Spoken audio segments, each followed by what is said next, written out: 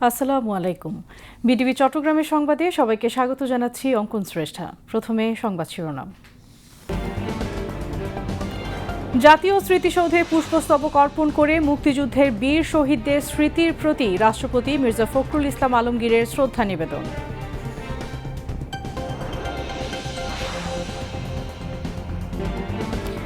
রাষ্ট্রপতি মির্জা ফখরুল ইসলাম আলমগীরকে ভারত, পাকিস্তান, মালদ্বীপ এবং নেপালের অভিনন্দন, আগামীতে একসঙ্গে কাজ করার আগ্রহ প্রকাশ।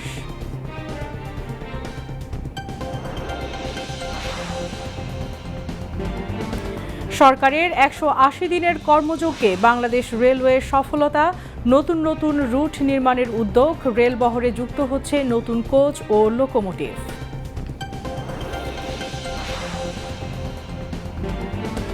কলেরা প্রতিরোধে ভ্যাকসিন ক্যাম্পেইন শুরু, ঝুঁকিপূর্ণ এলাকায় ২২ আগস্ট থেকে ২১ সেপ্টেম্বর প্রথম ডোজ, ২৬ সেপ্টেম্বর থেকে ২৫ অক্টোবর দেয়া হবে দ্বিতীয় ডোজ।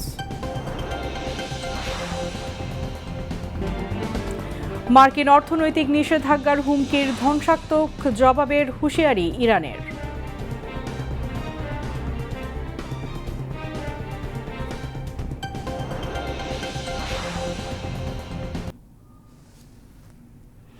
এতক্ষণ সংবাদ শিরোনাম শুনলেন, এবার বিস্তারিত।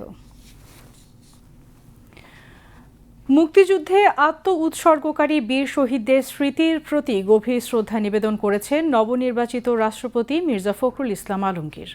শপথ গ্রহণের পর সকালে সাভারে জাতীয় স্মৃতিসৌধে পুষ্পস্তবক অর্পণ করে জাতির শ্রেষ্ঠ সন্তান বীর শহীদদের প্রতি শ্রদ্ধা নিবেদন করেন রাষ্ট্রপতি।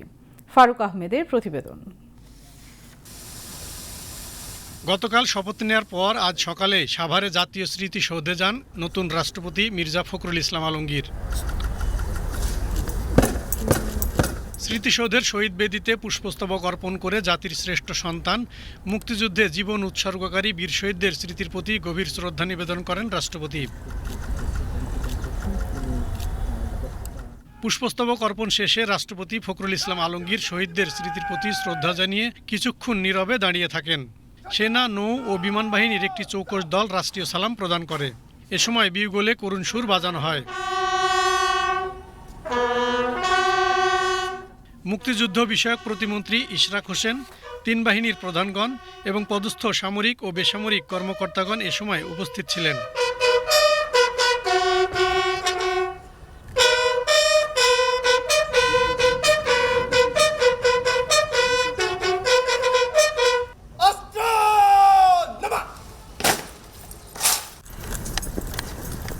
রাষ্ট্রপতি মির্জা ফখরুল ইসলাম আলমগীর স্মৃতিসৌধের পরিদর্শন বইয়ে স্বাক্ষর করেন। পরে রাষ্ট্রপতি সেখানে একটি গাছের চারা রোপণ করেন। Faruk Ahmed, BTV news. বাংলাদেশের রাষ্ট্রপতি হিসেবে দায়িত্ব গ্রহণ করায় মির্জা ফখরুল ইসলাম আলমগীরকে অভিনন্দন জানিয়েছেন ভারত, পাকিস্তান, মালদ্বীপ এবং নেপালের রাষ্ট্রপতিগণ। ভারতের রাষ্ট্রপতি দ্রৌপদী মুর্মু অভিনন্দন জানিয়ে বলেন, দুই দেশের বিদ্যমান সম্পর্ক ও অংশীদারিত্ব আরও জোরদার করতে বাংলাদেশের সঙ্গে কাজ করতে আগ্রহী তাঁর দেশ।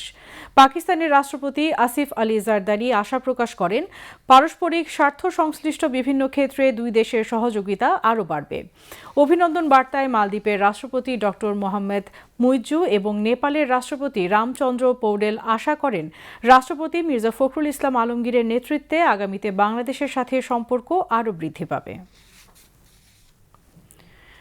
সরকারের নতুন ৪ মন্ত্রী ও ২ প্রতিমন্ত্রীর দপ্তর বণ্টন এবং ১ মন্ত্রীর দপ্তর পুনর্বণ্টন করে প্রজ্ঞাপন জারি করেছে মন্ত্রিপরিষদ বিভাগ। গতরাতে মন্ত্রিপরিষদ সচিব নাসিমুল গনি স্বাক্ষরিত এক প্রজ্ঞাপনে এই তথ্য জানানো হয়। গ্যাজেট অনুযায়ী মন্ত্রী হিসেবে ডক্টর আব্দুল মঈন খান দায়িত্ব পেয়েছেন স্থানীয় সরকার, পল্লী উন্নয়ন ও সমবায় মন্ত্রণালয়ের। এম রশিদুজ্জামান মিল্লাত পেয়েছেন বেসামরিক বিমান পরিবহন ও পর্যটন মন্ত্রণালয়ের দায়িত্ব। এছাড়া মন্ত্রী হিসেবে সাচিং প্রু জেডি পার্বত্য চট্টগ্রাম বিষয়ক মন্ত্রণালয়, আন্দালিফ রহমান তথ্য ও সম্প্রচার মন্ত্রণালয় এবং আফরোজা খানম পেয়েছেন খাদ্য মন্ত্রণালয়ের দায়িত্ব। পররাষ্ট্র মন্ত্রণালয়ের প্রতিমন্ত্রীর দায়িত্ব পেয়েছেন হুমায়ুন কবির এবং মোহাম্মদ শামীম কায়সার প্রতিমন্ত্রী হয়েছেন ধর্ম বিষয়ক মন্ত্রণালয়ের।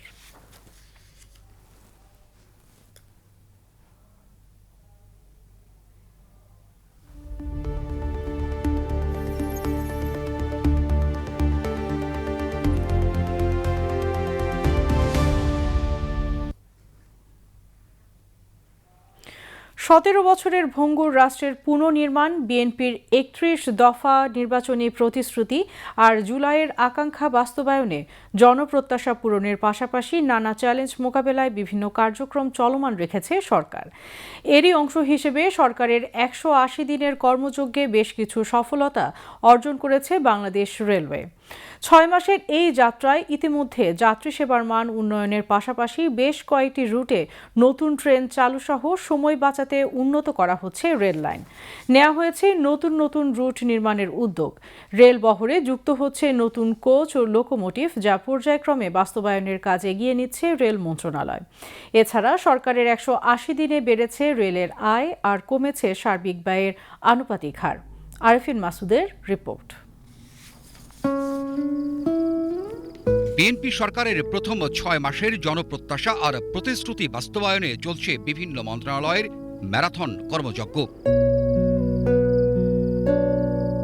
রেল মন্ত্রণালয়ের 180 দিনের অগ্রাধিকার আর প্রাপ্তির হিসেবে তুলে ধরলেন রেল প্রতিমন্ত্রী হাবিবুর রশিদ। জানান, রেলকে আধুনিকীকরণের পাশাপাশি ঢাকা চট্টগ্রাম রুটের দূরত্ব কমাতে কর্ড লাইন ও Bogura Sirajganj dual gauge line নির্মাণ করা সহ সিলেট আখাউড়া রেলপথকে মিটার গেজ থেকে ডুয়েল গেজে রূপান্তর প্রক্রিয়ার কাজ এগিয়ে চলেছে। এছাড়াও কিছু রুটে ইতোমধ্যে চালু করা হয়েছে নতুন ট্রেন। বাস্তবায়নের পথে রয়েছে আরও কয়েকটি রুটে নতুন ট্রেন চালুর প্রস্তুতি। এ সকল ট্রেনের জন্য আনা হচ্ছে নতুন বগি এবং লোকোমোটিভ। ঢাকা, চট্টগ্রাম, নারায়ণগঞ্জ এবং কুমিল্লা কর্ড লাইনের মাধ্যমে দূরত্ব কমিয়ে নিয়ে আসছি। আমরা একদিক দিয়ে লোকোমোটিভ ক্যারেজ সংগ্রহ করছি, অন্যদিকে আমরা সিরাজগঞ্জ এবং বগুড়া ওই দূরত্ব কমিয়ে এনেছি। আমরা যাত্রী সেবা বৃদ্ধি করার জন্য ঢাকার আশেপাশে কানেক্টিভিটি বৃদ্ধির জন্য কাজ চলছে। যানজট মুক্ত করার জন্য আন্ডারপাস, ওভারপাস নির্মাণের কাজ চলছে ইতিমধ্যে। তারপরে আমাদের লেভেল ক্রসিং গুলি উন্নয়ন করার জন্য আমরা ইতিমধ্যে কাজ সম্পূর্ণ করেছি, সেগুলি বাস্তবায়নের দিকে যাচ্ছে। মোট কথা হচ্ছে, নির্বাচনী ইশতেহারে যা ওয়াদা ছিল সেগুলি বাস্তবায়নের জন্য কাজ করে চলছে। আর্থিক ব্যবস্থাপনায় গত 6 মাসে 4টি খাতে বেড়েছে রেলের আয়, আর সার্বিক ব্যয়ের আনুপাতিক হার কমেছে বলেও জানান রেল প্রতিমন্ত্রী। আয় এবং আর্থিক ব্যবস্থাপনায় যে এই গত 4টি খাতে আয় উল্লেখযোগ্যভাবে বৃদ্ধি পেয়েছে।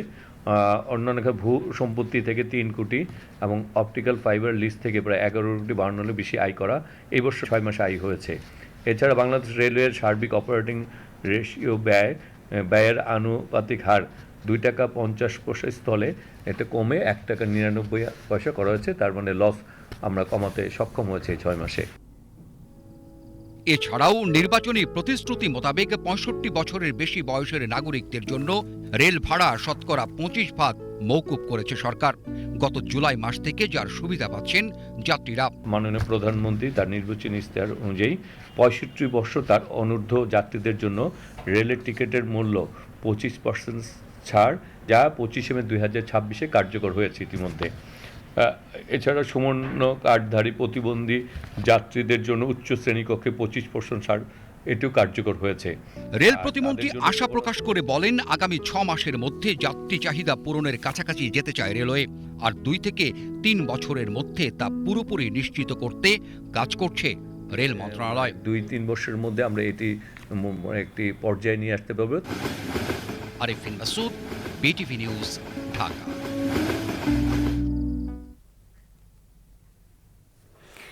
ডায়রিয়া ও কলেরা মোকাবেলায় আজ থেকে রাজধানী ঢাকা ও ঢাকার বাইরে 14টি উচ্চ ঝুঁকিপূর্ণ এলাকায় শুরু হয়েছে কলেরা টিকা ক্যাম্পেইন। 1 বছর বা এর বেশি বয়সী শিশুকে 2 ডোজের মুখে খাওয়ার এই কলেরা টিকা বিনামূল্যে দেয়া হচ্ছে। আজ শুরু হয়েছে এই টিকার প্রথম রাউন্ড, চলবে 21 সেপ্টেম্বর পর্যন্ত। দ্বিতীয় রাউন্ড 26 সেপ্টেম্বর শুরু হয়ে চলবে 25 অক্টোবর পর্যন্ত।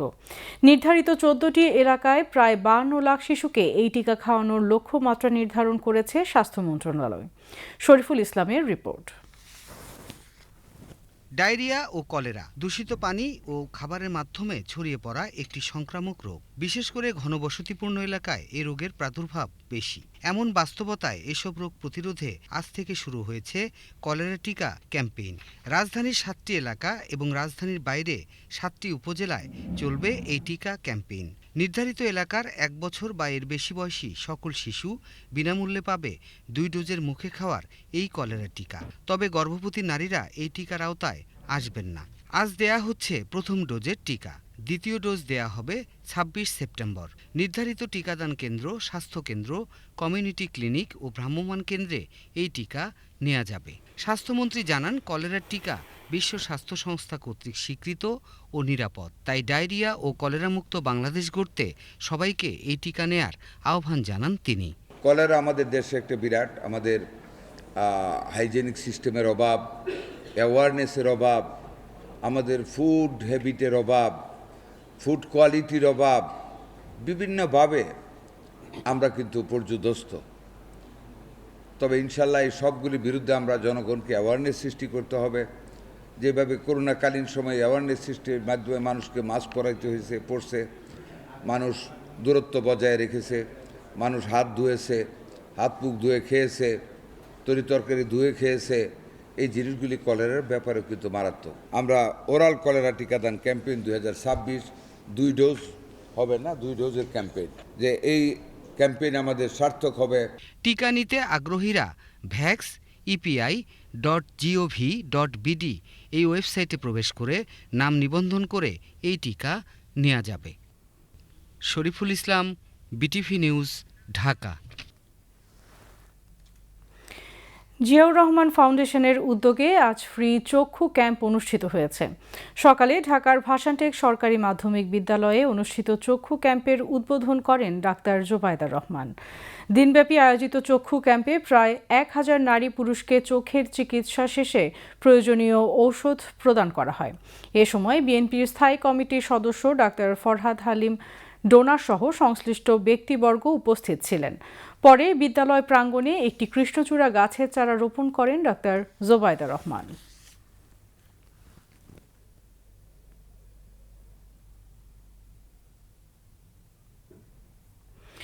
চট্টগ্রাম জেলা পুলিশের আয়োজনে মাদক বিরোধী সমাবেশ অনুষ্ঠিত হয়েছে। বিকেলে নগরীর হালিশহর জেলা পুলিশ লাইন্সের সিভিক সেন্টারে সমাবেশে প্রধান অতিথি ছিলেন ভূমি ও পার্বত্য চট্টগ্রাম বিষয়ক প্রতিমন্ত্রী ব্যারিস্টার মীর মোহাম্মদ হেলাল উদ্দিন।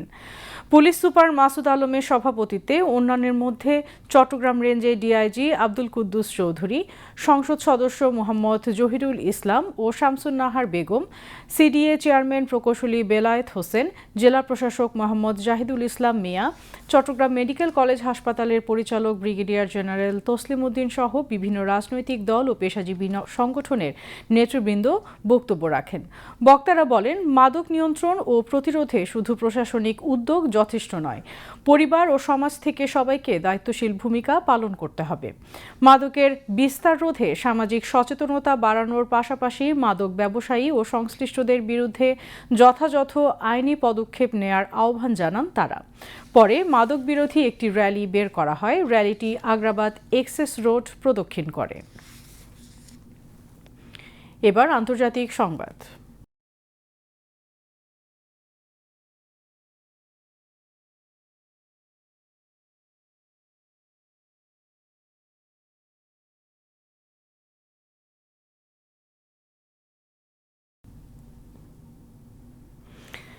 আজকের বিশ্ব যখন এক নতুন সমীকরণের দিকে তাকিয়ে, তখন মধ্যপ্রাচ্যের আকাশে আবারও ঘনিয়েছে উত্তেজনার মেঘ। একদিকে অর্থনৈতিক অবরোধের সবচেয়ে বড় হুমকি, অন্যদিকে পাল্টা প্রতিরোধের কঠিন শপথ। ইরান বনাম যুক্তরাষ্ট্র এই মুখোমুখি অবস্থান এখন কোথায় গিয়ে দাঁড়িয়েছে? বিস্তারিত সীমা শারমিনের প্রতিবেদনে। ইরানের শাসন ব্যবস্থাকে নড়বড়ে করে দিতে ওয়াশিংটন এবার নামাচ্ছে ইতিহাসের সবচেয়ে কঠোর অর্থনৈতিক নিষেধাজ্ঞার অস্ত্র। কিন্তু তেহরানও ছেড়ে কথা বলছে না। তারা হুঁশিয়ারি দিয়েছে এর জবাব হবে সমান কঠোর। ইরানের পররাষ্ট্রমন্ত্রী আব্বাস আরাকচি সামাজিক যোগাযোগ মাধ্যমে স্পষ্ট করে বলেছেন, এর আগেও বহুবার চেষ্টা হয়েছে 14 বছর আগে সবচেয়ে মারাত্মক নিষেধাজ্ঞা, 8 বছর আগে তথাকথিত সর্বোচ্চ চাপ, এমনকি মাত্র 5 মাস আগে শর্তহীন আত্মসমর্পণের যে হুমকি দেওয়া হয়েছিল, তার কোনোটাই ইরানকে নত করতে পারেনি। তার ভাষায়, বর্তমান বাস্তবতায়ও ইতিহাসের সবচেয়ে ধ্বংসাত্মক অর্থনৈতিক অভিযানও শেষ পর্যন্ত ব্যর্থ হতে বাধ্য। শুধু কূটনীতি নয়, সামরিক প্রস্তুতির কথাও জানিয়ে দিয়েছে ইরান। দেশটির সশস্ত্র বাহিনীর chief of staff major general Ali Abdullahil জানিয়েছেন, স্থল, আকাশ, নৌ, বিমান, প্রতিরক্ষা এবং সাইবার স্পেস প্রতিটি ক্ষেত্রে পূর্ণ প্রস্তুতি নিয়ে বসে আছে ইরানের সেনাবাহিনী। শত্রুর যে কোনো নতুন হুমকি তারা মোকাবেলা করবে। একই সঙ্গে ইরানের পার্লামেন্ট স্পিকার এবং যুক্তরাষ্ট্রের সঙ্গে আলোচনার প্রধান প্রতিনিধি মোহাম্মদ বাঘের গালিবাফ অভিযোগের আঙ্গুল তুলেছেন ওয়াশিংটন এবং তেল আবিবের দিকে। অন্যদিকে যুক্তরাষ্ট্র তাদের অবস্থান থেকে এক চুলও সরছে না। দেশটির ট্রেজারি প্রধান স্কট বেসেন্ট ঘোষণা দিয়েছেন, আগামী সোমবারই ইরানের বিরুদ্ধে প্রস্তাবিত নতুন অর্থনৈতিক নিষেধাজ্ঞার বিস্তারিত প্রকাশ করা হবে। প্রেসিডেন্ট ডোনাল্ড ট্রাম্পও কঠিন বার্তা দিয়েছেন, যেসব দেশ ইরানকে সহযোগিতা করবে তাদের বিরুদ্ধেও কঠোর ব্যবস্থা নেওয়া হবে বলে হুঁশিয়ারি দিয়েছেন তিনি। তবে হোয়াইট হাউসের ভেতরেও এখন অস্বস্তি, কারণ তেলের ঊর্ধ্বমুখী দাম প্রেসিডেন্ট ট্রাম্পের জনপ্রিয়তায় নেতিবাচক প্রভাব ফেলছে, আর তাই যুদ্ধ বন্ধের জন্য তার উপর বাড়ছে অভ্যন্তরীণ চাপ। অতএব পরিস্থিতি এখন এমন, ওয়াশিংটন বলছে চাপ, তেহরান বলছে প্রতিরোধ। একদিকে নতুন নিষেধাজ্ঞার খড়গ, অন্যদিকে সামরিক ও কূটনৈতিক পাল্টা অবস্থান। তবে এই দাবার গুটি যে কোন দিকে গড়ায়, সময় আর পরিস্থিতি নির্ধারণ করে দিবে আগামী দিনগুলোর সেই বৈশ্বিক রাজনীতির গতিপথ। সীমা শারমিন, বিটিভি নিউজ।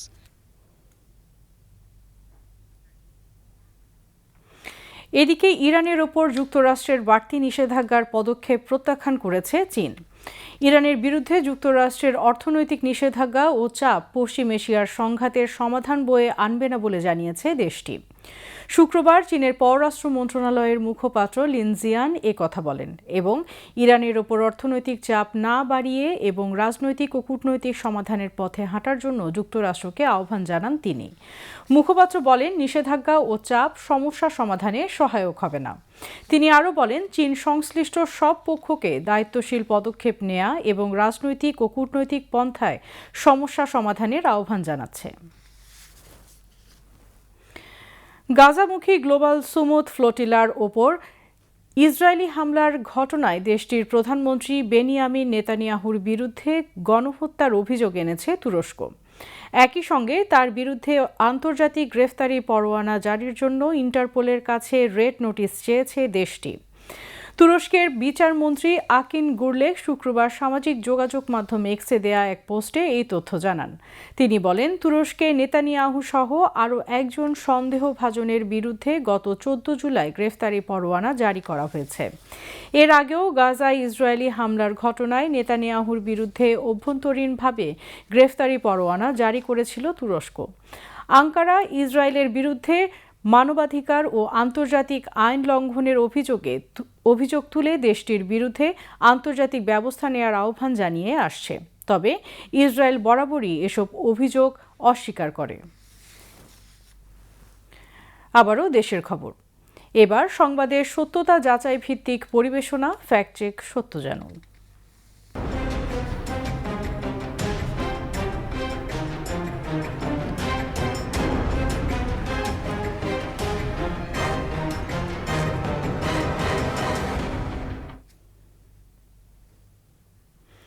বাংলাদেশের আন্তর্জাতিক অপরাধ ট্রাইব্যুনালের বিচারক ও কর্মকর্তাদের বিরুদ্ধে যুক্তরাষ্ট্রের নিষেধাজ্ঞা সম্প্রতি সামাজিক যোগাযোগ মাধ্যমে এমন একটি দাবি ছড়িয়ে পড়েছে। কিন্তু সত্যিই কি বাংলাদেশের কোনো বিচারক বা কর্মকর্তার ওপর এমন কোনো নিষেধাজ্ঞা এসেছে, নাকি অন্য কোনো ঘটনার তথ্যকে ভিন্নভাবে উপস্থাপন করা হয়েছে? বিস্তারিত মেজবা শিমুলের রিপোর্টে। বাংলাদেশের আন্তর্জাতিক অপরাধ ট্রাইব্যুনালের সকল কর্মকর্তা ও বিচারকের উপর নিষেধাজ্ঞা দিয়েছে মার্কিন যুক্তরাষ্ট্র। সামাজিক যোগাযোগ মাধ্যমে ছড়িয়ে পড়া এমন দাবিকে স্রেফ গুজব বলেই সাব্যস্ত করেছে তথ্য যাচাইকারী প্রতিষ্ঠান রিউমার স্ক্যানার বাংলাদেশ।